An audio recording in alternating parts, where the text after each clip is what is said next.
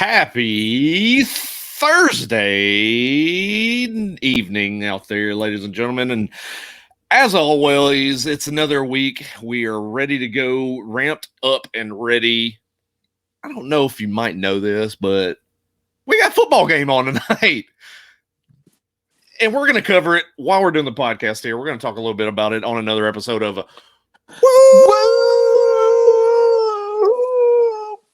Fantasy right here on RotoBaller.com. As always, RotoBaller.com. Check us out on there. Promo code WooFantasy for all your needs across all platforms, whatever sport you're into. We've got you covered on there, RotoBaller.com. Promo code WooFantasy to get that extra discount at checkout. Some of the best content around. A lot of improvisation. A lot of, I was about to throw a completely different word out there, but a lot of improvements.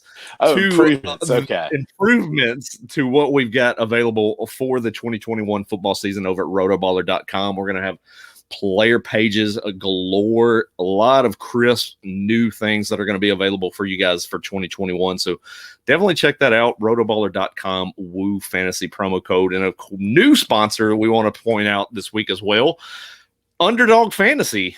We're now a part of the Underdog Fantasy team, so go check that out, Underdog Fantasy. Promo code WOO. If you've not gotten into any of these best ball drafts, Underdog Fantasy is the way to go. Definitely check them out.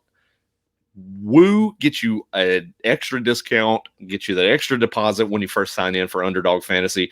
We will be doing tons of things with Underdog throughout the 2021 season. We're going to do private listener leagues for the podcast. You're going to have all kinds of different things, player props that we're going to have going during the season too. So we're going to talk a lot with the daily fantasy updates and the best ball formats that are available to you over at Underdog Fantasy. So go check them out.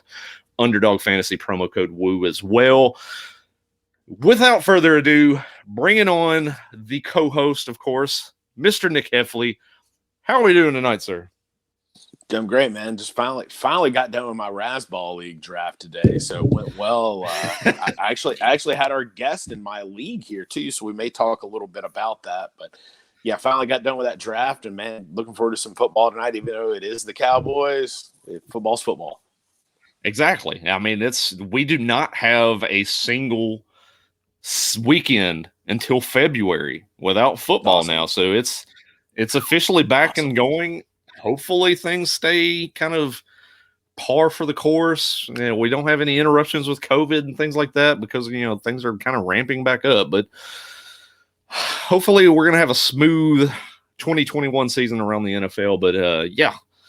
Now, you mentioned the Razzball. We, both of us, we just finished and completed our Razzball drafts, and we'll probably kind of get into that a little bit with Bob Harris, our special guest, football diehard himself. We'll have him on momentarily. So be on the lookout. Hopefully you're going to have your questions ready to go and fire away once we have Bob onto the show. But kind of jump around the league a little bit. Some of the training camp news and notes, things that have been going on around the NFL since our last podcast. And obviously the biggest thing that we've had pop up since last week was the Colts, Indianapolis Colts getting hit hard. Carson Wentz, foot surgery, out 5 to 12 weeks, which oddly, that's a weird time frame, a 5 to 12 week injury prognosis. It's very non-specific. Yeah, very non-specific. So he's out 5 to 12 weeks. We've also got Quentin Nelson just a few days later, the same exact surgery that Carson Wentz had, and he's out as well. So let's look at it. Let's look at it from a fantasy perspective here. So obviously you're going to look at Carson Wentz being out 5 to 12 weeks. How are you changing your dynamic as far as how you value these players on the Colts roster now with Carson Wentz out? Now, the biggest talk on Twitter has been Jonathan Taylor's fantasy value, of course. I mean, for me, the wide receivers are where the value really goes down. You're going to have one of these young guys or who the hell knows a quarterback back there for you, unless they trade for Nick Foles or somehow Andrew Luck decides he's going to come out of retirement. you're going to have a big drop off at the wide receiver position. Jonathan Taylor, is one of those guys. Yeah, I mean, I think Quentin Nelson's the bigger news because look, you got a rookie back there. They're probably going to hand the ball to Jonathan Taylor quite often. But even without having that quarterback back there, it's going to be a little bit of a deep threat. Jonathan Taylor's going to have some issues there. I think I would probably move him down the board, maybe 1 or 2 slots. I had him above Saquon Barkley. If Barkley looks good this week, I think I'd move Barkley back ahead of Jonathan Taylor on that. Probably move Nick Chubb above Jonathan Taylor at this point. I mean, look at his schedule the first couple weeks there. It's not going to make it any easier with Jonathan Taylor and not having Quentin Nelson and Carson Wentz back there. Yeah, the schedule in the early stages of the season for Jonathan Taylor and the Colts is looking rather tough to begin the year. So that's something to keep in mind. Obviously, he's probably going to get off to a slow start. I think this injury to Wentz and, of course, compounding it with the Quentin Nelson injury pushes Jonathan Taylor into a second-round pick, I believe now. Would you agree with that? I mean, I would not agree with that. If that's where he gets pushed, that's great. I'm going to pounce on that value all day long. I don't think he's by far a round 1 running back with potential. By talent alone, sure. Yeah, absolutely. I mean, you have to ding him down a little bit for the injuries around him, sure, but those guys are not going to be out all year. A 5-week injury right now. You got 3 weeks of the preseason. That's putting them back week 3. Are you going to ding Jonathan Taylor that much for coming back and being full strength in week 3? Come on, B. Well, I mean, but it also depends on really the nature of the injury and the timeline that we're looking at here. I mean, I know Jay Glazer said on the pregame show for the Hall of Fame game tonight that Wentz expects to be back sooner rather than later. But I do believe that this particular type of foot injury is going to push him more towards the back end of the prognosis than it will the front end. And in fact, if you're gonna go with that directive, I mean, that's putting him out the first month and a half at least. Oh, plus, and then you have to factor in, but then you're having to factor in also the nature of that foot injury and how that's going to be compounded moving forward. I think it's going to obviously affect his mobility. I think they're going to have to really kind of design some of the game plans really more along the lines to protect Carson Wentz. And I think that's going to affect the offense as a whole. And like you mentioned, I mean, I think Jonathan Taylor's going to struggle out of the gate. So for me, if I'm at the back end of the first round, I'm probably looking at some other running backs, maybe even possibly one of these wide receivers that are at the back end of the first round. You get into your, obviously I think you're going to be looking at Devontae Adams. You're going to be looking at Tyreek Hill, and you're going to be looking at Stephon Diggs there at that back end. And I think that's what you're going to you can look at drafting one of those two guys, one of those wide receivers, and backing him in with Jonathan Taylor, because I think by and large, Jonathan Taylor is going to sneak into the second round now. Yeah, I don't see that in a lot of leagues we're doing that. I think, to me, that's a bunch of Twitter speak out there. I think it's a bunch of people, and rightfully so. I would love for that to happen, for me to get him at the back end of round 1 versus the middle on there. I think his value is tremendous. Again, let's remember, this is not Jonathan Taylor's injury we're talking about here. This is Quentin Nelson and Carson Wentz. It has not that much to do with Jonathan Taylor's value. Yeah, at the same time, it's going to be one of those things to where Wentz is going to be hurt and they're going to throw a rookie back there. But even in offenses to where, leagues are going to stack the box, Jonathan Taylor has that ability to break some runs here. So, well, I mean, I'll even point it out to you real quick here is if you're going into, we're looking at, I'm in the drafting with Giants that Andy Singleton puts on, and we just started that draft just a couple days ago as well. We are in the middle of the second round here, and Jonathan Taylor yet to come off the board. Middle second round. So just kind of give you an indication, give you the indication of what we're looking at there. So we'll kind of curve the talk real quick, because I do want to bring on our special guest, and we're going to bring him on real quick. Mr. Football Diehard himself, the co-host with Michael Fabiano of Fantasy Dirt on Sirius XM, Bob Harris. How's it going tonight, sir? Brandon, Nick, I'm fantastic. I almost didn't make it. unfortunately almost got locked out of the new house, is what you said. Yeah, got locked out of the new house briefly. Got things figured out right at the last minute there. So feeling much better about myself than I was. The new neighbors are now intimately familiar with how well I swear. So obviously, anybody that follows you on Twitter is kind of well aware you've been in the process of moving. So that is an adventure on itself. I'm glad you can join us. I thought I had like this narrow band of where it would be really fortuitous to pull off the move. It turns out there is no good time to move. There never is. It's just not. It's not a realistic. Not realistic to have that expectation. So, but I have a lot of unrealistic expectations because I play fantasy football. So I invest in all kinds of players who aren't going to get me what I expect. Exactly. I mean, you're doing this right at this key point in time, right before we start the NFL season. Right at the beginning of August. So a lot of our drafts are getting kicked off and getting underway, and. We all, you finished with Scott Fish Bowl. We finished with Raz Bowl last week, and got a lot of these experts drafts coming up along the pike as well. So you're right there, right in the middle of everything. So yeah, I had I thought about a 4-day window where I was just going to be mostly just drafting. Turns out my Raz Bowl ended up being a disaster. I got auto picked. I apologize to everyone for this. This is not the normal, not my normal state of drafting. And I kept thinking, I wasn't, I was trying to follow up, but the time would get away from me. So I got some receivers that I didn't necessarily want, some that I'm okay with, one that I'm not.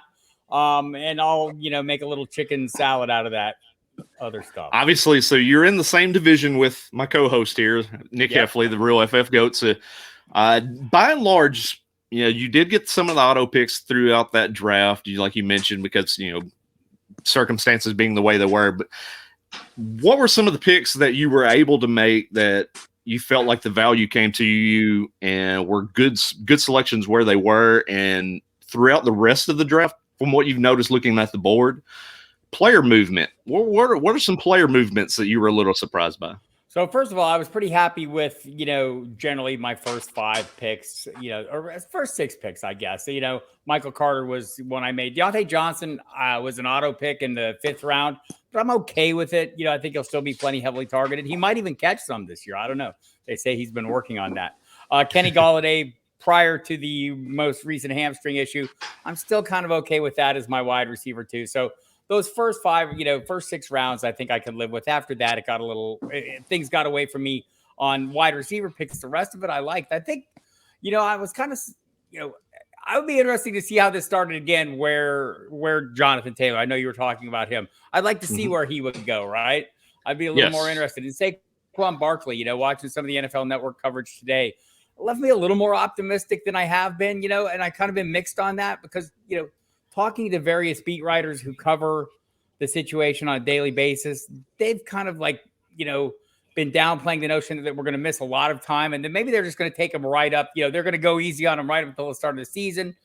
Look, a little easing back seems like it would be a reasonable expectation too. It's a 17-game season now. So having one of the most dynamic backs in the NFL available to you down the, for maybe his full speed week 4, I think you'll be pretty happy with that. So I think his fall has kind of surprised me how far he's fallen, but these are the situations I'm trying to leverage. Like Jonathan Taylor right now, I'm trying to leverage this to my advantage. I want the discount. Yeah, and that's what what we were talking about. You alluded to right before you jumped on is I'm doing the draft with Giants with Andy Singleton, and we're in the middle of round 2. He's yet to come off the board. And I think you're going to start to see a lot, and especially in some of the more sharp drafts, like that we do participate in. I'll be in the flex drafts this weekend with Jake Seeley and all the guys in New York. So I'll be interested to see where he falls in like an industry type draft like that. So I'm almost anticipating that it's going to be kind of that middle to back end of round 2. Where are you feeling comfortable with Jonathan Taylor right now? I'm feeling pretty comfortable. Like I got him at the Barkley and Taylor at the 12-13 turn, right? The first and second round turn.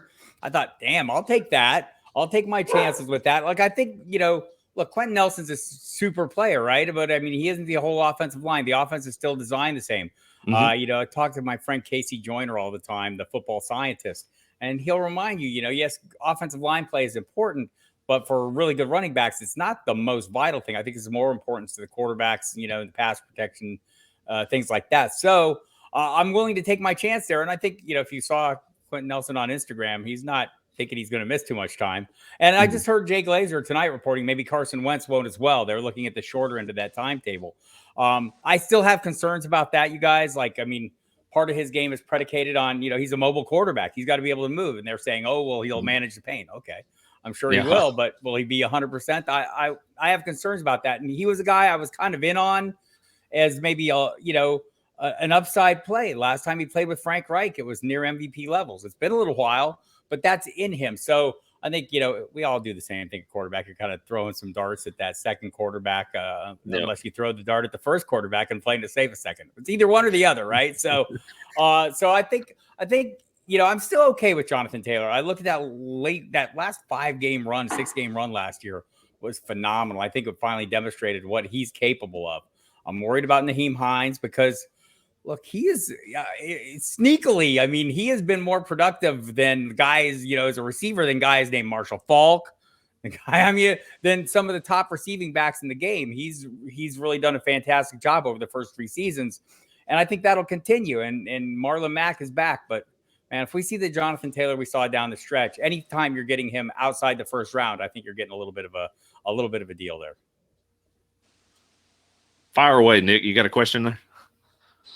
No, I think Bob's assessment on Jonathan Taylor is pretty spot on. Again, I don't devalue Jonathan Taylor as much as what he's kind of going down on right now.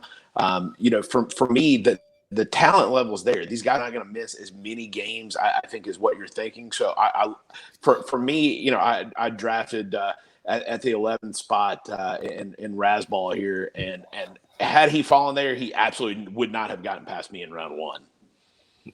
Yeah, I think that's to me that's the key of all these things. As a community, as a bunch of people, we are out there, and not just the people who are in the analyst world, but just the people who play a lot and follow closely. We have a problem. We get caught up in the minute by minute because that's what's being funneled to us. Twitter is like a fire hose turned on full blast down our mouth, and we're just consuming all this information, and we tend to react to it in the moment. And I think the way to look at this, if I might, is to look at the entire offseason as a long data line, right? And you're plugging in pieces along the way.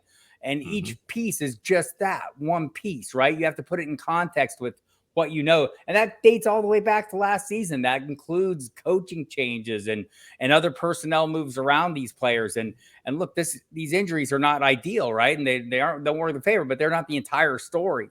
I think we need to keep it in a little better context. And you guys know as well as anybody when we're sitting here and, hearing from the Rams, Xavier Jones is running back 2 right now. Okay, right now, sure he is, right? Plug that into your line of data and assess it in the context of the entirety of the picture and what you know about the whole scene. And look, maybe we learn more in the coming days. Maybe there's a lot of data points to be filled in between now and the start of the season on Xavier Jones, right? Maybe he is all that.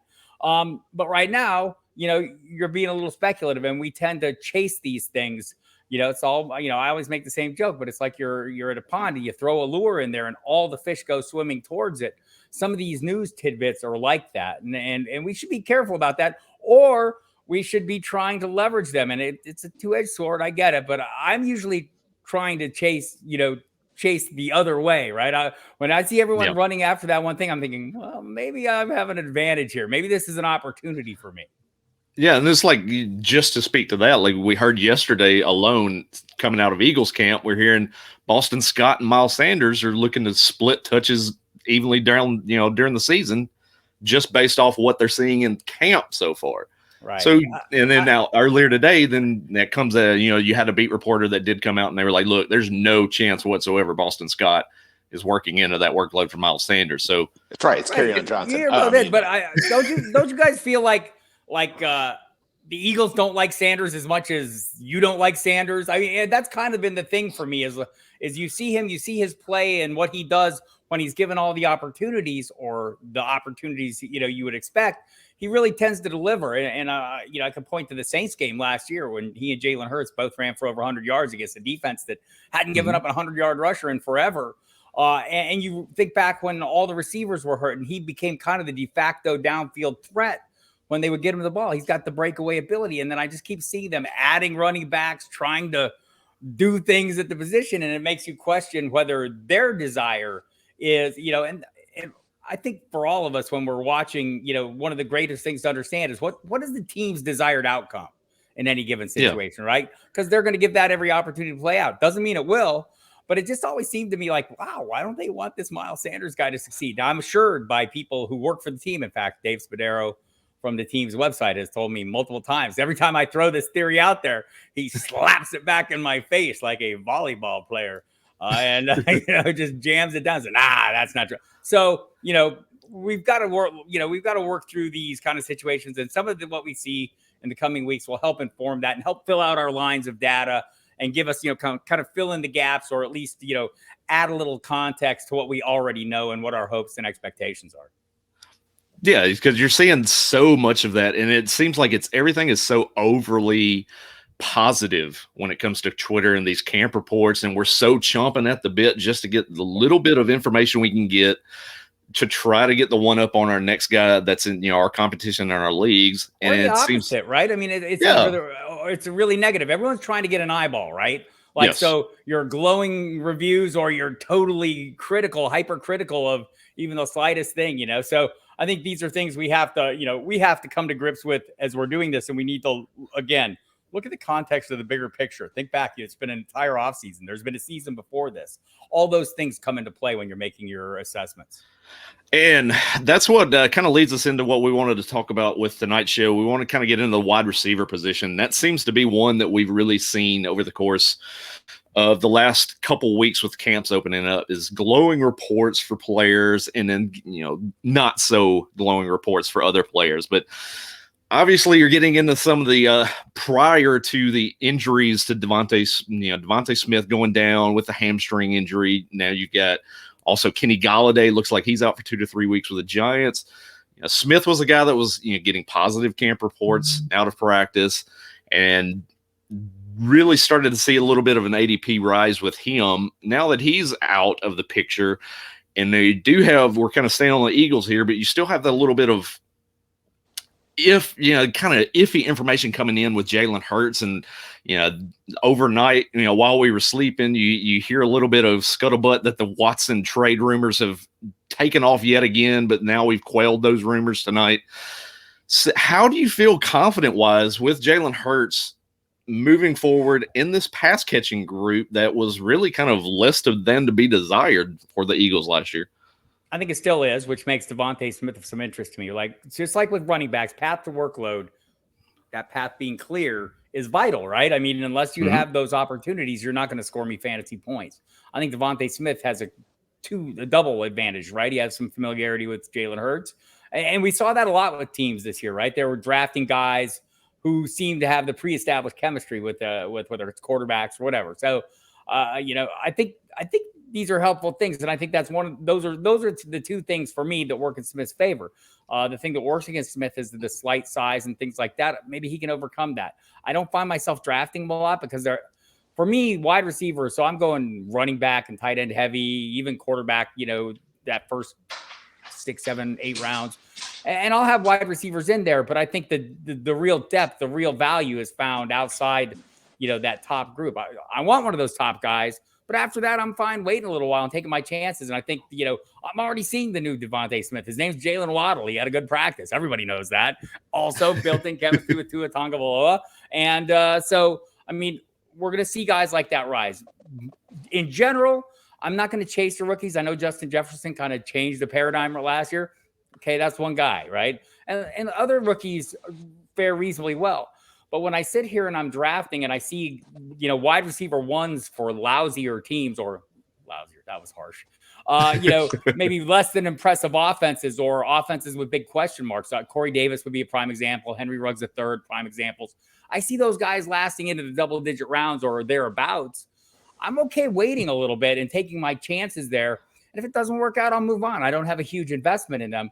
Better that than seeing a guy who struggles to pick up a scheme or establish that chemistry. I'm not saying that's going to be the case with Smith or Waddle, who, again, come in with that built-in chemistry. Jamar Chase as well. But we're hearing the reports out of Bengals camp. It might be a little bit of a process there for Joe Burrow coming off the knee issue. So I think in all these cases, I'm a little bit leery of rookies. Maybe it's because I'm old people and I'm worried about all you rookies out there. Damn kids. But in general, I think there's a lot of players that people tend to overlook because it's not the sexy situation, not the flashy situation, not the talked about situation. And so I'm happy kind of, going with some of the lesser lights that I think maybe have a little more upside and that I can move on from based on the price. Yeah, no, and I think, I think, I was talking with Brandon, but, in Scott Fishbowl, I adopted a thing, and I've thought the last couple of years, I'm adopting a theory called the hero wide receiver theory. You talk about this hero running back or zero RB. I'm adopting the hero wide receiver theory. You've got a lot of these guys and a lot of depth at the wide receiver, probably 30 to 50 to 55 range, where you got a lot of guys, like you said, Henry Ruggs, Corey Davis, that could go out there and hit to where, all you need is one of those guys to be able to do. I think it's a lot more depth where you can throw a lot more darts and hit on those guys. Yeah, totally agree with that. And I've been leveraging that, because I do think the running back, wheelhouse is earlier, right? Through the first 5 rounds, 6 rounds. After that, I still like guys like Phillip Lindsay, who I'm getting later. And you think about a guy like that, like it's a speculative play, right? I think he may end up being the best running back in Houston. Why? Because David Johnson might, we've seen David Johnson recently. James Conner, whose ADP has kind of risen to the point where he's not that guy anymore. But, the cheaper component of a duo where I feel like that it could go either way. Like, I don't know what Chase Edmonds is. I've seen him play really good twice, and both times in MetLife Stadium. How many times has he played there this year? And he may be great. He may be fantastic. And I'll acknowledge that. I mean, the Cardinals clearly have some expectations for him, but also they signed James Conner. So, they probably feel a little bit like I do. So I think some of those guys, for the most part, the running backs, I want to go in a little earlier. And for exactly the reason Nick said, I feel like there's a world and a universe of wide receivers out there I feel comfortable drafting later. And we'll it's a good spot to be in right now because we've got the preseason game on right now. And if you want to talk about just being muddied with talent at the wide receiver position, both of these teams that are playing tonight, the Dallas Cowboys and the Pittsburgh Steelers, are just littered with fantasy talent pass catching wise. And we mentioned, camp buzz being what it is, Cowboys being on Hard Knocks. So we're expected to see a uptick with the ADP, I would think, after that. But CeeDee Lamb has been putting on a show in training camp. And it seems like the rocket ship has just attached itself to him, and we're seeing him fly up draft boards right now. He's getting to the point now, I would assume, Bob, where he might be a little bit too uncomfortable to be picked at his current ADP. Yeah, I feel like it for me. I'm looking at the last month. He's wide receiver 12, and I'm looking at best ball 10s because that's where I do a lot of drafting right now, and I think it's a pretty good indication when people have money invested, what you're seeing. And so he's going one ahead of Amari Cooper. I don't really feel good, 12 and 13 going that much with either of those guys. I'm okay if it happens. Again, there's kind of a universe of guys in that range, same price range, that I'm kind of okay with. But I tend to go with one of the earlier guys and then wait until later. Like, if I'm drafting one of the wide receivers early, it's one of the top 5, 6, 7 guys. And after that, I'm kind of fine dialing back. So I don't end up, I know my serious co-host Mike Dempsey on Football Diehards, all in on CeeDee Lamb. Love CeeDee Lamb. I get it, man. Dak Prescott's really good, you guys. He's probably going to have a great season if he stays in the locked upright position. Their defense is not. Easy now, Nick. Easy, Nick. Yeah. Don't get Brandon started on what he thinks about Dak Prescott and where he ranks overall. Hey, I'm on the record. QB1, Dak Prescott this year. I think it's a valid argument, right? I think you can make that. He was on pace for 6,000 yards last season in a 16-game season. He might hit it in a 17-game season. Also, their defense, it might get better. That doesn't make it good, right? So, no. There's a lot to like there. But maybe this is another case where I'm just as happy taking the cheapest component of this position group being Michael Gallup. a guy who maybe gives me a solid floor for a way more reasonable price. I would say the same of the Buccaneers. Like, I'm okay if I get Chris Godwin. I'm okay if I get Mike Evans. Maybe feel a little better about Evans, but similarly priced guys. I feel a whole lot better when I draft Antonio Brown as like the 40th wide receiver than I do those guys. So, and you look at his last, 5 games, and you kind of put into consideration, wow, we're just getting this offense together. And wow, Tom Brady was playing with a really badly hurt knee. Oh, this all looks really good to me. So I think those are the kind of situations where we see a really prolific passing offense.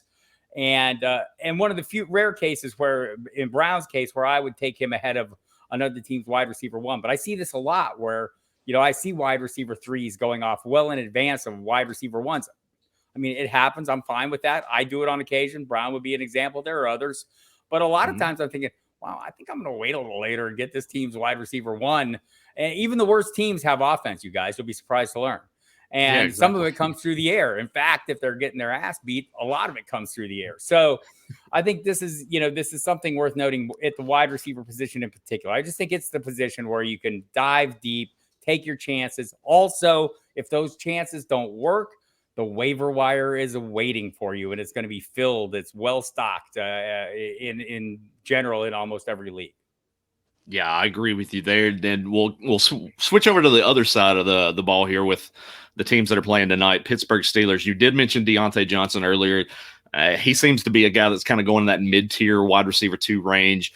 A lot of expectations with him from a PPR standpoint, of course. But after that, it seems like Juju Smith-Schuster coming off the disappointing year. A lot of people were kind of down on him. A lot of catches, not a lot of yards. But then also Chase Claypool, what we mentioned before, Justin Jefferson coming in as a rookie, kind of flashing big play potential. How are you viewing those two behind Deontay Johnson for 2021? And how are you value those? I know people who value them differently than I do. So I still like Deontay Johnson as the top guy. And part of that goes back, this goes back a couple of years where every beat writer I've talked to, everyone who covers this team closely, have said this is the guy who's going to fill the Antonio Brown role. The target monster, the guy that's going to get all the opportunities. We've seen what Chase Claypool is capable of. I've talked to beat reporters this year, one just a week ago, who basically expressed his belief that this is the year for Claypool to move up to the number 1 role and truly be the number 1. I think that's entirely possible. I think Juju Smith-Schuster returning to be a super effective player, all those guys, being in the wide receiver 2 to 3 range, by the time all is said and done, it's not going to be surprising at all. I think Najee Harris is a player who's also going to be part of this receiving core as well. Really, really excellent receiving skills for a running back, especially a big back. So I wouldn't discount him. But I think, part of the problem for me is that volume we saw last year, a lot of it came for the wide receivers. A lot of it came because they couldn't run the ball effectively. If they're running the ball more effectively, I don't think they want Ben Roethlisberger throwing 40, 45 times a game. Ideally, that's not going to be the way it works. And if Deontay Johnson doesn't catch more passes, he's going to have that volume for him to get his numbers. So, and I keep harping on the drop passes, but that was really a concern for me with Deontay Johnson, which is probably why, had I not been auto-picked, I wouldn't have drafted him there. There are other guys I liked in that range as well. But I really wish you wouldn't have auto-picked him. I was hoping he would fall. I knew it was coming down the last one. I'm like, Bob's about to get Deontay, and he probably didn't even want him. I didn't even want him. Horrible.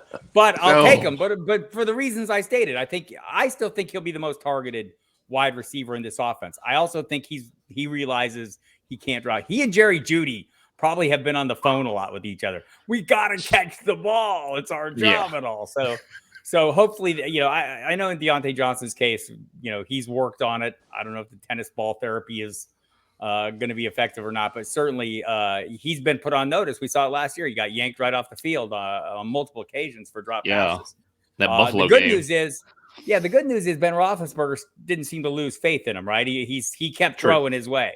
But we also have a scheme change there, or at least a scheme adjustment with Matt Canada coming in as the offensive coordinator. So that's something that's, that maybe can change the dynamic a little bit as well. I think all 3 of those guys, though, just like all 3 of the Cowboys, are great plays. The only difference between those 2 units is Michael Gallup is so much cheaper as the third piece. Yes, he's definitely been a target of mine later on in drafts because I've mentioned on this podcast, over the course of the last several weeks that in a contract year, potential of him moving on. I think he has a lot to show. And Dallas as an offense in general and a team from a front office perspective really probably need to shine him up a little bit, just to kind of try to increase his value if he were to be a potential trade piece moving down the line. So I do agree with you there. Michael Gallup is a nice late round target to go after for sure. Do have a question popped in real quick as we're talking to the talking wide receivers here. Matthew, you want to know, why is the ADP so low for these Cleveland wide receivers, Bob? For the obvious reason, right? It's a run-first offense. They just invested $36 million in their top running back, and Kareem Hunt's going nowhere. He's also locked in for another year or so. The tight ends play a pretty critical role in the passing attack as well. I mean, I know there are people who I've talked to beat reporter, Scott Petrak of the Illyria Times Chronicle I talked to last week, and I kind of said, like, is Jarvis Landry's problem partly the offensive scheme, in that, like, they like to go deep to one wide receiver. They like to use the tight ends over the middle, maybe the running backs a little bit. He says, nah, it was more Landry was just really was not in good health last year. And they were asking him to do things he wasn't totally capable of doing. We'll see. But I think those are the perceptions, and maybe that creates a little value. I don't find myself drafting a hell of a lot of Jarvis Landry. I am drafting a lot of Odell Beckham because the price is right and the range of possible outcomes seems like the high end is really fantastic. I don't think he'll get there, up into that wide receiver one territory again, but it's not outside the realm of possibility, right? I mean, the talent is there. I just don't know if the desire to get him there. And we saw, Baker Mayfield. I know there's a lot of talk about that as well, that the offense didn't really, see the Baker Mayfield was better after Odell Beckham was hurt. Again, talking to people who cover the team, they would dispute that and say this was more about adjustments made at the bye week and things like that. His improvement more so than Odell Beckham not being there. And if you think back to when Beckham was there, he was getting some looks. So I think Beckham's a guy that I think is still a viable piece of this offense, and one that I'm kind of targeting because, again, the price is right. When everyone's running away from something, I want to run towards it. Man, Bob and I are always right on things together. So let Brandon was talking about Michael Gallup here. Talk about some of the dart throws. Let's say some of the guys, wide receiver 5, wide receiver 6. Who are you targeting late? Who are some of your dart throws the last couple rounds of the draft that you're taking a look at here? Well, all my dart throws at Allen Lazard feel a lot better, breathing a sigh of relief once the camp started. I think that's a guy. So you guys might have noticed in the Raz Bowl, I selected Nelson Aguilar. It's not a pick I would ever make in real life. I would be throwing the darts at Jacoby Myers late. The guy who was off working out with Cam Newton prior to training camp. That would be a good dart toss to me. I don't know that he's a dart toss, but Russell Gage is a guy that I think is being a little bit overlooked. If you look at his numbers from last year when Julio Jones was not in the mix, they were fantastic. In fact, his overall numbers for the season were fantastic, and a lot of that had to do with both the starters being beat up a little bit to some degree. I know Kyle Pitts is coming in. He'll help vacate some of those open targets left by Julio, but we've seen Russell Gage perform well. He's a guy that I'm looking for too. Boy, there's so many that I like late that I find myself like wishing I hadn't drafted so many before. Those are a few. Let me bring up my list of really sneaky guys that I like. I mentioned Henry Ruggs III. I think guys going off 55, in current best balls. Corey Davis is another one I think is being overlooked. Marvin Jones. I mean, you can take DJ Chark, and he may well be the number one wide receiver there. If you talk to people who watch training camp there, Marvin Jones looks phenomenal. He's familiar with Darrell Bevel's offense, played in it in Detroit, and he's had some phenomenal years, especially in best ball. That 4 touchdown game's coming at some point, right? Yep. I think beyond that, some of the later guys, even farther down the list, I mean, you almost have an obligatory Traquan Smith, investment somewhere, given the circumstances. I don't think that's unreasonable. And I think Tyrell Williams is a guy I'm drafting the hell of. You could take your pick of Rashad Perriman, Tyrell Williams. I'm going Williams because the people I talk to who have been with that team all offseason, that's the guy they tell me to, the Dave Burketts of the world, the guys that cover that team on a daily basis. They point to him. Also, he has that history with Anthony Lynn from their time together in Chicago. So, I mean, TJ Hawkins is going to be the leading receiver there, right? But he's a tight end. So there are going to be wide receivers who excel at some point, or at least get some volume. And I don't know that Amon-Ra St. Brown is going to be the guy. He'll be busy biting kneecaps, according to Dan Campbell. So what you're telling me is this is more of a Jared Goff mention than anything else, that you're really going to be going after him this year. Well, somebody's going to catch a football. I think isn't that the point, you guys? Somebody's going to catch footballs at these places. Exactly. And like, if you want to pivot the other way to the other side of that equation, I think Deshaun Jackson, I mean, I know he's going to get hurt. You know he's going to get hurt. But when he's going to play a couple games, the games he's in, he's going to probably catch a deep ball or two. So, I mean, I think he's a reasonable pick. And I mean, I'm looking at him. He's the 85th wide receiver off the board in best ball 10s right now over the last month. I think that's a pretty reasonable investment to make, right? So there are plenty of guys. I think there's probably more guys than not down at the bottom of this list. I'll take some shots on Scott Miller if I don't have any other Patriots. Look at me going automatically. Tom Brady school, old school. Any other Buccaneer investments? And so I think there's plenty of guys that you can get in on late in the drafts that are going to serve you reasonably well. Yeah, I think you mentioned with Detroit, it's such a speculative team right now. Everyone seems to have their finger on a separate guy, a lot of them in these best ball drafts. And it seems, I've had a couple drafts where I've taken Tyrell Williams. I've had a couple of drafts where I've taken Amon-Ra St. Brown. So it's definitely a situation where you really can't put your finger on it right now. But that's the best part about leading into this. We're in the training camps, we're into the preseason action. We really kind of want to get our eyes on it ourselves and determine what things look like for our own thought, because all it is right now is speculation, like you mentioned. But I'm glad you brought up Russell Gage.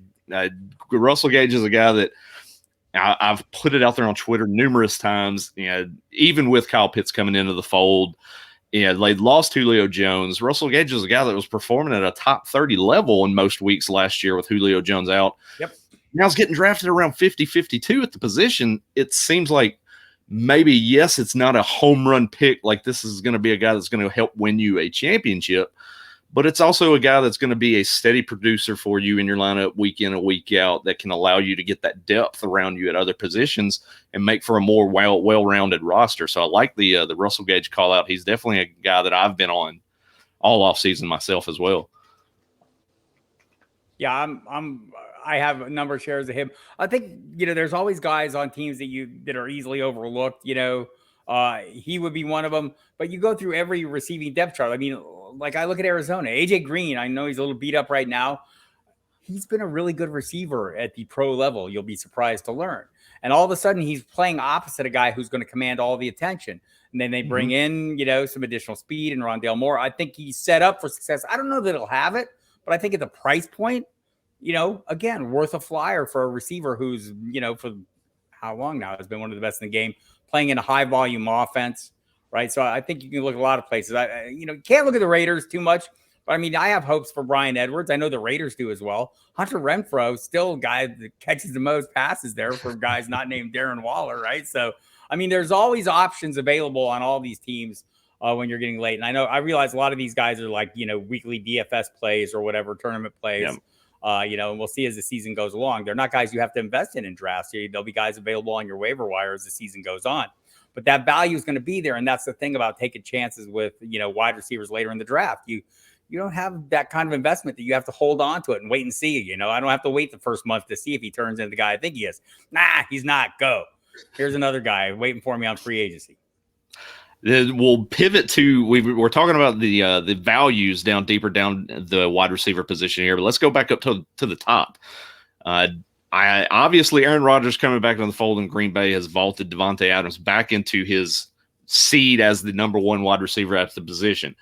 Do we see some of the wide receivers below him, with the Tyreek Hills, the Stephon Diggs, unseating Davante Adams here in 2021? Not for me. And by the way, just to pat myself on the back, never moved Aaron Rodgers in my rankings, never moved Davante Adams. I mean, I was locked in that Rodgers was going to return until somebody proved otherwise. Just like I'm equally sure we'll not see Deshaun Watson play for the Houston Texans again. I mean, I was relatively certain there would be Aaron Rodgers. So, and no, if you watch him play, and we all do, I mean, he is the best receiver in the game right now. Especially, and part of that equation has to be the quarterback, right? The quarterback who has all the faith in the world in him, targets him heavily, trusts him, can drop him on that back shoulder without fail, and he knows he's going to make the play. So, look, DeAndre Hopkins, you can make that argument. Stephon Diggs, like to see a little more, right? I mean, it was a great year last year. I'm not denying it. I think he's a great player. But can they sustain that level of production? Will he continue to get that level of targets? Love the workload, and I think he will get, pretty much most of those targets again. Would like to see him get more touchdowns. They are available. Same with DeAndre Hopkins. Would like to see more touchdowns. That's not been a problem for Devontae Adams or Tyreek Hill for that matter. So, kind of in that middle of the top 10, there has been a widely debated topic throughout most of the offseason has been the value of A.J. Brown and the value of Calvin Ridley, both having Julio Jones kind of involved, pre and post trade to the Tennessee Titans. A lot of people are very high on Calvin Ridley now. They've vaulted him into that top 4 at the position in certain rankings. But my question now is, where are you finding yourself that you would want to draft these two particular players, and which one do you give a little bit more credence to than the other? So I'm fine with, I think A.J. Brown is, I'm going to look at my current rankings. I mean, he's right there in the thick of things, right in the midst of all this. So if I go down past those top guys, I'm going to get into, and pardon the dog. Oh, no, you're good. WooFantasy has long been a dog podcast. We should rename it to Woof Fantasy. Well, yes. I'm cat people, so the cats are not necessarily happy with this situation. So like I love Ridley. I have DK Metcalf 5, Ridley 6, Brown 7. I'm a little higher on Allen Robinson than most. Have him at 8, Keenan Allen at 9, Justin Jefferson at 10. I'm a little lower maybe than some other people on him. Expecting a little bit of regression, or maybe just a little bit of Adam Thielen regaining a little ground. Entirely possible. But either way, the funnel is there, right? And the funnel is what I'm looking for when I'm looking at offenses. And Minnesota has a great funnel, right? They're going to go to 3 guys, and we may add Irv Smith this year. I think that's starting to look apparent, and that's fine. That's a great funnel. But I think we're going to see the same thing with Tennessee's offense, right? You have Derrick Henry, you're going to have A.J. Brown, you're going to have Julio Jones. We'll see what Anthony Ferkser does. There's some other tight ends there. I'm not 100% sold, and the current ADP kind of suggests we're not either. And maybe Ferkser truly breaks out and becomes more of a dominant piece of this offense. We do have a coaching change there, but I think Todd Downey's going to pretty much keep the offense fairly similar to what Arthur Smith did. So, yes, like I'm fine drafting all those guys. I'm fine drafting Julio Jones right outside that, in wide receiver 2 territory. He is still Julio Jones. Would like to see him be healthier. I think you're taking a little bit of a chance there. But man, the thing about the Tennessee offense that concerns fantasy managers, I think, is every year you're trying to make this decision, and it's why Ryan Tannehill continues to be drafted well below where he produces, is they have to be so hyper efficient. I mean, they have among the 5 fewest pass attempts in the league, yet here they all are at the top of the thing. It's because they make plays. And our concern is, can they continue making those plays? And I don't think Julio Jones hurts that. I mean, they have 200 vacated targets there, right, between Corey Davis and Jonnu Smith being away. So, I mean, I think all these guys are prime real estate, but you do have to count on the continued efficiency of Ryan Tannehill. And so far, based on 2 years, we're probably going to get it. I mean, history says we'll get that. Yeah, you're talking to a couple of Tennessee boys here. We fortunately or unfortunately have seen Ryan Tannehill do a whole lot with not throwing the ball too much. So, Corey Davis, I think Julio comes right in and takes a lot of those targets that he had, and then some in that offense. And I think Ferkser, for what he is, Ferkser had a couple of really good games toward the end of last year whenever Jonnu Smith was hurt, and even one when he wasn't hurt. So I think if you're throwing a dart on a second tight end, that's going to be a good one because Ryan Tannehill is definitely throwing the ball sometimes, especially over the middle. They always seem to go for like a 30, 40, 50-yard touchdown. So, yeah, I don't, we weren't going to really focus on the tight ends, but I do think that's, he's one of those guys. I'm kind of a top 4 or 5 or punt, right? Mm-hmm. Although Irv Smith kind of in that mid-range is growing on me a little bit. Again, the reporting from training camp has been really positive. Also, the late season run he had, was pretty positive. I think there's a lot of pieces I can gin together there to tell myself a happy story about Irv Smith. and including the fact that, the coach was kind of downplaying it a month or two ago, and everyone's going, oh, that's not good. And they're all running away from him. I think he would be better priced if we hadn't heard, Mike Zimmer kind of downplaying the notion that he was going to have an increased role. I think what he meant was his role's not changing. Well, not changing from what we saw late last season, right? Yeah. When he was pretty damn effective. So, but I do think there's I'll wait till that universe of lower end tight ends, right? I'll take my chances, and Ferkser's one of those. Adam Troutman's one of those. I'm fine playing. And man, I keep hearing things.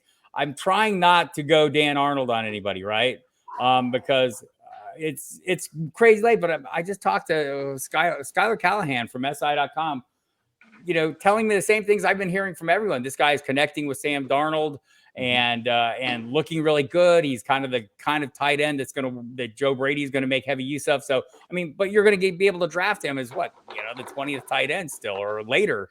I think that's why I'm punting on tight end if I don't get one of the top guys. I do want one of the top guys, but if I don't get him, I'm happy waiting. So, transition, you did mention Allen Robinson being very high in your rankings as well, but on the other side is Darnell Mooney, the guy that has been himself on an ADP rise throughout most of the offseason. By and large, for me, I think it's kind of a situation with Darnell Mooney. We're probably overdrafting him to a degree right now because the expectation is at some point Justin Fields takes over the reins of this Chicago Bears passing attack, and it's only going to help Darnell Mooney. So are we expecting to see the Darnell Mooney breakout, or is this all just kind of fluff right now and we're hearing with the positive camp reports? I kind of think he broke out last year. When you're a rookie and you come in and do the things he did, got great hands, great speed, all the things you need. I don't know that he's going to be the kind of primary weapon we need. I do think he's a serviceable depth player for fantasy. For that reason, the skills are there, and I'm expecting improved quarterback play. And I know I'm hearing even reporting today that that Andy Dalton's not going to be as easy to beat out as every Chicago Bear fan wants him to be, right? And we know the story with Andy Dalton. He's either going to be the red rocket or the redheaded stepchild. It's hard to tell which one he's going to show up for any given week. But man, when he's on, he can play. Let's say this right now: Andy Dalton is the winningest quarterback in Bears history, right? So, no Bears quarterback has won more career games than Andy Dalton. So I think it's easy to dismiss him. But either way, whether it's him or Justin Fields, who I have a lot of hopes for. Teams did pass on him. It's a little bit of a concern. Teams that maybe needed quarterbacks, and you're kind of wondering. But I do think, whether it's him or Dalton, we're going to see an uptick in the quarterback play in Chicago. And that's good news for Darnell Mooney. It's good news for Allen Robinson, who is, firmly got his quarterback proof card locked in his grip. He's earned that over his entire career, right? So I just think he's one of the better receivers in the game. I think if he has real quarterback play, you're looking at a guy who could be a top 5 receiver. Take it away, Bears fan. Yeah, no, I don't think you're going to find a podcast out there that's higher than Allen Robinson than this podcast. No, you look back at Darnell Mooney and Brandon and I have talked. Look, I love Justin Fields. I love the pick. I was doing somersaults when he got picked, but I like enough to let him rest and sit back and learn a little bit from Andy Dalton. But at least for week 1, right? He doesn't right. Or at least, Rams at least what was it? Deshaun Watson at least sat out the first half before the Texans let him take the reins here for the last couple of years. But look at a guy like Darnell Mooney. You had Mitch Trubisky come out last year, who let's face it, he slung the ball around a little bit. So a guy like Darnell Mooney, I don't think you're going to have that big of a drop off from Mitch Trubisky to Andy Dalton. And Mooney was putting up some numbers toward the end of last year, 5+ receptions a game. He was getting it, and he was out there to be found on waiver wires. Not to mention, I told Brandon week after week, DFS, he was going to be a guy that he was absolutely at the bottom end of the barrel, and he was solid for about 16 a touch there toward the last couple of weeks of the year last year. I'm exactly. Claypool down in this game. I saw that myself. Yeah, he looked like he rolled over. Bob, I don't know if we have over on the ball. I know we don't allow trades in Raz, but if you want to trade Deontay over to me, I did get your boy Corey Davis, so we can make a little deal here. So we can work something out. We did, and you mentioned we were talking to a second ago. You mentioned Irv Smith, and he's a guy that I've been high on too. He's actually my second tight end in the Raz Bowl, so got him behind T.J. Hawkinson. So I've got a great, nice. There you go. I like that. There. I like that duo. Yeah, that's a solid duo. From the 12 spot, I wound up with a very nice little team here. So I'm glad intrigued to see how did. things. Yes, when I know when the draft and everything got kicked off, and you were talking about your moving, I was like, oh my goodness, I have a feeling you're going to have some rough nights ahead there with the draft. I thought I had managed this situation pretty well in advance, and I kind of had, but it turns out it's been a long time since I moved, and I think the last time I moved, I didn't actually move anything. I just bought all new stuff and just had it delivered. This time I actually moved some things. It was like an actual job. Well, kudos to you. You got all your stuff in your hutch already up, so kudos. I mean, the hutch is pre-existing, not my normal background. And I was trying to give you a pat on the back. When I get trying to shine him up a little bit. When I get auto picked, I can just turn around. If I actually drank, I would be loaded right now. So Bob, any industry drafts coming up for you here in the next couple of weeks? Yeah, Kings Classic. I'll be heading to Canton late next week and taking part in that draft and looking forward to that. Both those drafts. I'm in the snake and the auction. Always a good time. It's a really good group, a high-end group of drafters, very competitive. And I've learned my lesson after 2 years of price enforcing in that auction. Don't price enforce in that auction. Don't be the guy who makes sure somebody's paying up because you end up with way more quarterbacks than you need. But I'm just he's not getting away that cheap. I'm not going to let it happen. And then we've talked about it on our podcast before, and previously last week, our home league that we do an auction in. Nick was trying to price enforce Josh Allen last year. Got stuck with Josh Allen. Wins the league. Yeah. Hey, look, I need some of that mojo going for me. Also going to be doing the Hall of Fame League there in Canton. It's kind of a new thing with the players being, I saw Scott Ingles doing that as well. Yeah, a number of us are out there. I think Joe Bryant, Sigmund Bloom have a team. Jeff Manns has a team. Plenty of industry people. I'm in cahoots with Fabiano on this one, and we're the Ohio Goats, along with Joe Thomas being our captain. So that's kind of exciting. Nice. So we'll be doing that draft. I think I'll be doing the Kings Classic drafts are both Saturday at the Hall of Fame next Saturday.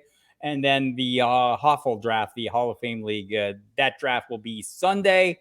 I'm going to the Expo, Bob Lung's Expo there in Cleveland. Yep. A bunch of us will be talking there, doing a panel discussion. I know it's just a good time, a really good group of people. And it's great to see some of my close friends in the industry and the people that I really like hanging out with. So love that one. And there will be more coming. I'm trying to think of, man, it's like a whole series. There's like about 1,000 drafts coming in the next few weeks that I got to be on top of. Some of them that are like super competitive. I just did won the Draft Sharks League I'm in. Lenny Papano puts together the Draft Sharks Invitational.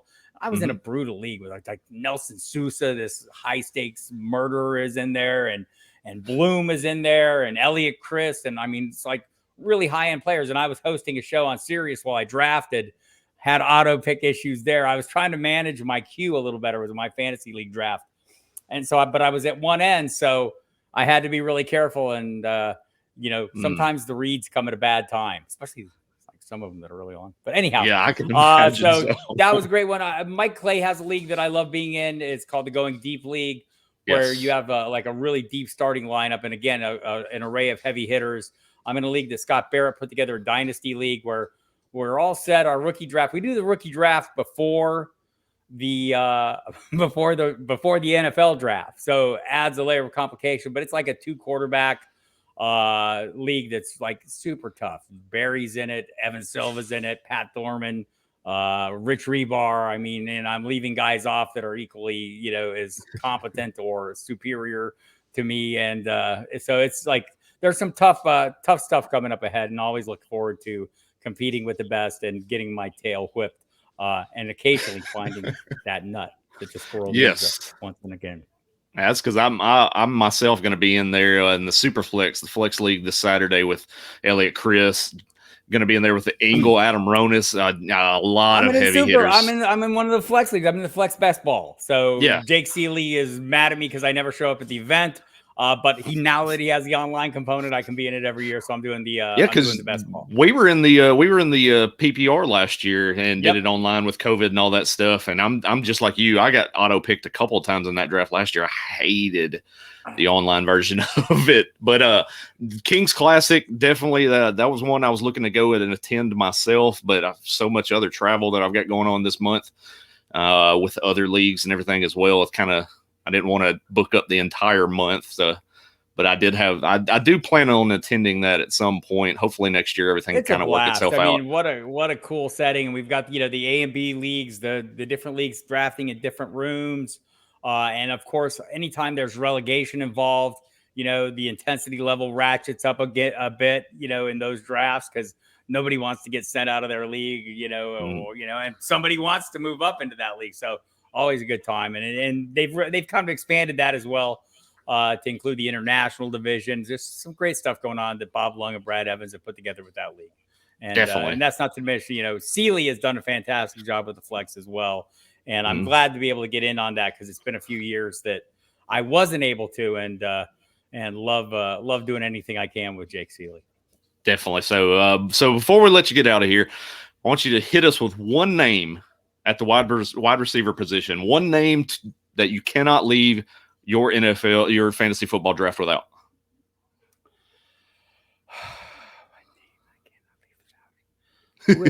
I should just look at my most owned players, right? It would be a simple matter. So I mean, I think for me, it's like kind of been like a range, right? So there's a handful of guys I feel like I end up with a hell of a lot. But here, I'll just find it for you. We'll just, the proof will be in the pudding here. Yeah, you're putting your money where your mouth is. Marvin Jones. It is Marvin Jones. And I talked about him a little bit. I have 6 shares of him in probably 20 plus best balls. I have a hell of a lot of Corey Davis too. I had a lot of Michael Pittman. I feel like I'm a little overweight on that one right now because for obvious reasons. Quarterback issues. But I do think it is Marvin Jones. I think he's a guy that just, every time I hit a point in the draft, he's there. And I'm just going, man, how can he still be there? And maybe I end up being totally wrong on this because we all know how these things work out. But it just seems circumstances are going to work in his favor. I like DJ Chark just fine. I just think the price is too high, right? Especially, well, I don't even think the price is too high. I just think the price is high when you have Marvin Jones there. I know people are all in on Laviska Shenault Jr. I get it. He's a unique talent, and maybe he'll fare well. I see him going ahead of Marvin Jones as well. And when I see that, I go, yes, give me more Marvin Jones. Exactly. So, but Bob, of course, it was a pleasure having you on the show tonight. It's at Football Die Hard, all over Sirius XM, Fantasy Sports Radio, Fantasy Dirt. Check him out on there as well with Michael Fabiano, of course. Like I said, pleasure having you on the show tonight, Bob. We'll have to do this again sometime soon. Please join us back again. I definitely will. Just give me a holler. And also watch for us on the Football Die Hard show. We're getting gaining more ground on NFL radio. So get the fantasy side of things on NFL radio a little more, and always look forward to doing that. I'll do that, Friday night, tomorrow night. Okay. Good deal. Yeah. Check him out at Football Die Hard on Twitter. Bob, pleasure, man. Thanks, Nick. Thanks, Brandon. Thanks, Bob. See ya. Great stuff there with Bob, man. That's great. Having him on the show. It's always fun to see the people that you listen to on Sirius XM live and in person and see what their face looks like. I think Bob kind of he looks kind of like what I would imagine him to look like just a really smart guy that just kind of knows what he's talking about. I don't know why I just picture glasses, and sure enough, there you go. Well, it's like I said, he was in the flex draft with me last year when we did it online. It was the funniest thing too, because we were on the Zoom call and he had like a jungle background, and it was the craziest thing. I don't know why he had a jungle background behind him, but it was superimposed. I don't know. It was weird, but some good stuff there with the wide receiver position. Obviously, like we mentioned, we've got the Cowboys Steelers preseason game going on right here, and Bob did mention he had kind of a little bit of a scare hit him there with Chase Claypool on the ground, but I'm pretty sure looked like he just kind of rolled over on the ball, kind of knocked the wind out of himself. But there you go. The funny thing about that, while we were talking about the Steelers pass catchers and Deontay Johnson and his issues with drops, Chase Claypool dropped a pass right over the middle. It was oddly timed, but well, it's not Big Ben throwing the ball either, but no, this is obviously we're into heavy second and third string players on the field already with 4 minutes and 38 seconds left to go in the first half. So yeah, this is the enjoyment. To preseason. Yeah, we're back to preseason football already. So he gave us his players to watch out for in the draft there, with Marvin Jones, being the guy that he's most overweight on in best ball drafts throughout this offseason. So guy for you, who's a guy for you you're really you keep finding yourself honing in on during your drafts right now? Bob kind of mentioned, I mean, I found myself with Corey Davis. I found myself in Rasbowl grabbing him. Darnell Mooney is a guy that's going later on. Somebody that's going later on that I haven't been able to necessarily pluck, but who I would love to, but he seems to keep going earlier and earlier. Two guys, Brashad Perryman, who I did get in Rasbowl, but the one I didn't is Mecole Hardman. I don't know why. Mm-hmm. I just feel like Mecole Hardman he's had 2 very mediocre years. He's a great best ball guy. But, coming on leagues like this, I feel like he's just going to get a little more consistent action this year, where he's going to have a little bit more return than a lot of folks are thinking. What about you? For me, it's going to be harder and harder to pull this fact off the closer we get to the start of the NFL season, the deeper we get into August. But I've been so heavy on Elijah Moore throughout the offseason, been a big proponent of him. I've got him in most of my underdog drafts that I've done up until this point. But the more we keep hearing camp reports that he's making a play every single day, it's just going to wind up shooting that ADP up further and further, and to the point to where I think you're probably going to see that guy drafted kind of inside the top 40 at the position. And do I think that might be a reach based on how he could probably perform seasons in and on a consistent week in, week out basis? I don't believe so. I think he's got all the intangibles and every bit of that skill set to come in and make an impact right away, just like A.J. Brown did, just like DK Metcalf did from Ole Miss. It seems like we've got that lineage now coming from that system down there at Ole Miss, that these wide receivers are stepping in and being able to play right out of the gate. So, yeah, for me, Elijah Moore is the guy that I'm attacking in most of my drafts, especially like that mid-round range. Wow. Yeah. Okay. I've actually, in my rankings, I've got him hovering around that part right now, or right around in there. Wow. Because I think in half point, and especially in a PPR format, I think this guy's going to have wide receiver 3 value. Interesting. Now we'll talk about another rookie real quick, kind of before we put a wrap on things, because we saw over the weekend some big plays coming from him from Ravens camp. Rashad Bateman. How are you feeling with Rashad Bateman? Marquise Brown's still banged up right now. There's not a lot of optimism, and I know they're holding him out a little bit currently in camp and kind of taking it easy with him, because we know Marquise Brown's is the type of receiver that tends to get banged up somewhat. But Bateman, he's starting to climb boards a little bit. How are you feeling? Yeah, I mean, I'm not feeling as good on him as you are. I'm more feeling the breakout coming from Marquise Brown. I mean, Marquise Brown had the touchdowns last year. I feel like he's going to get a little bit more volume. I'm not as high on Rashad Bateman. I have him as my number 58 receiver on my board. Again, I think there's some rookie receivers that are going into a great situation. And then there's Rashad Bateman, who is not going into a great situation. Bottom of the league in terms of passing offense in there. I like Rashad Bateman's skill set. I think dynasty-wise, I think he's going to be just fine. This year, I'm not very high on him coming into the season this year. Yeah, wide receiver 45 for me currently. Yes, wide receiver 40. I know he's higher on your board. Yes, I do. I think he's going to be able to come in and to a degree kind of help Lamar Jackson kind of evolve somewhat a little bit more, not become a full-fledged, like overly polished pocket quarterback or anything to that degree. But I think what he can bring to that offense is going to kind of open things up a little bit more. And I think there's a production level that's going to be easily obtainable for Rashad Bateman in 2021. Obviously, I think he's a bigger candidate for best ball He's definitely a guy that you can draft in best ball leagues, especially with the underdog leagues that we're going to have going. He's a prime candidate to be drafted there. Promo code Woo. Promo code Woo, yes. But no, yeah, I like him. But outside of that, man, it's tough. I mean, those kind of the middle of the board wide receivers, there's just so many of those guys that, I mean, and we've mentioned it before, all fair and stuff as we've been talking and doing some of these drafts and doing Raz Bowl and doing Scott Fish Bowl. There's so many of these guys that are just kind of, it seems like, similar production types that you can have. And I'm not sure.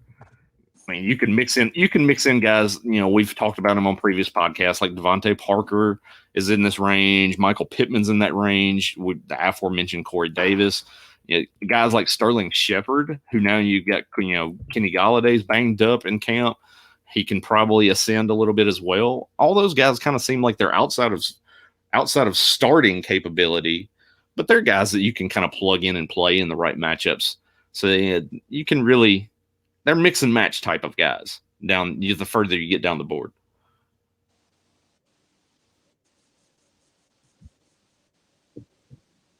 Yeah.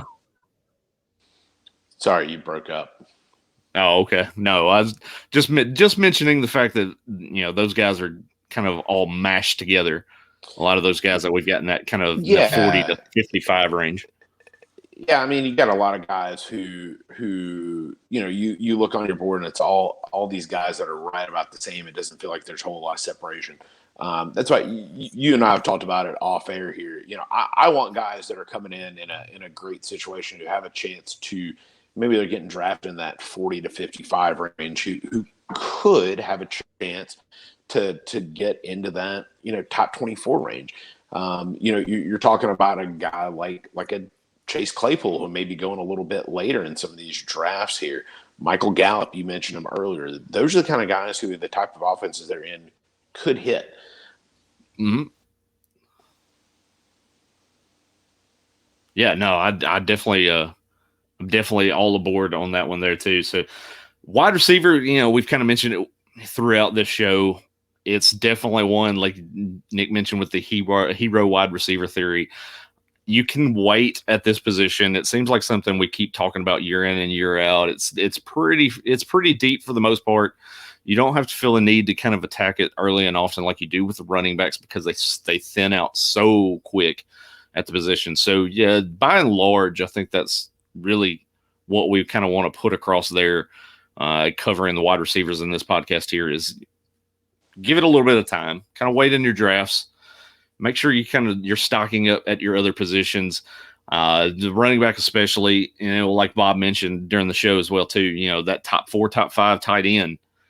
If you get a chance to get one of those guys and kind of go ahead and shore up your tight end position, go ahead and do so at the expense of waiting on your wide receivers just a little bit. So, and then also kind of piggybacking on top of that too is keep in mind, depending on how you want to play the quarterback position with your draft. What I've noticed in Raz Bowl, I've noticed in a lot of the best ball leagues that I've done too, that sweet spot is going to be rounds 9 to 14 is where you're seeing all your quarterbacks, it seems like, start to kind of come off the board in a hurry. So yeah, absolutely. That's where you kind of need to plan in on getting your quarterback is in that range. So by that point in time, you should have a good solid foundation of your roster already set and ready to go. Yeah, I mean, I made some of the last playoff rounds in Raz Bowl last year. I waited and grabbed Tom Brady and then got Joe Burrow there and easily produced quarterback one numbers in a best ball format. I don't, especially in a best ball. I mean, I see myself getting at least 2 to 3 quarterbacks, with some upside. And I think you're going to be fine. I don't think you have to go and spend an early pick on a quarterback and just shore that position up. You're better off going to get some of those running backs, wide receiver, tight end types, a little earlier and letting those quarterbacks slide down. Yeah, I agree. So that puts the kibosh on the wide receivers talk. We'll try to get into a little bit of some tight end talk. next week, cover a little bit, a few more other things. We got preseason action going on right now, of course, like we mentioned. Gonna do a kicker show. Yeah, shit. Oh man, no, we're not doing a kicker show. I'll do it myself. Just set me up. Yeah, I got it. I'll let you. I will set up the podcast and I'll lay back while you talk about the advantages of having kickers. Advantages of having kickers in your fantasy league. We'll see how that takes. I could easily have a whole hour just to that. Be. Oh my gosh, that's just sucking the fun out of the room. So, anyways, I've got to get finished and packed up and ready to go. Fly out to New York City in the morning. Get ready for the flex draft this weekend. New York City, yeah. So big weekend ahead for me. So definitely, if you got SiriusXM on Fantasy Sports Radio, be on the lookout for that. It's going to be from 10 a.m. to 2 p.m. That's Eastern Standard Time.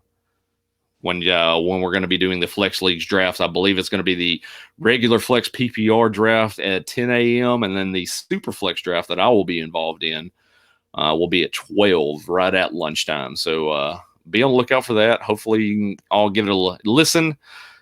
Listen to me and just a star-studded group of guys ready to do some Super Flex drafting. That will be coming up this weekend. We'll get in, like I said, next week. We'll try to get a little tight end talk under our belt. And then really at that point, we're getting the ball rolling downhill. We got a lot of drafts coming up.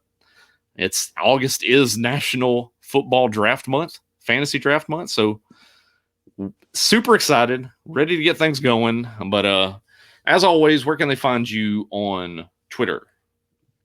You can find me at the Real FF Goat. And I, of course, am at Roto Superstar.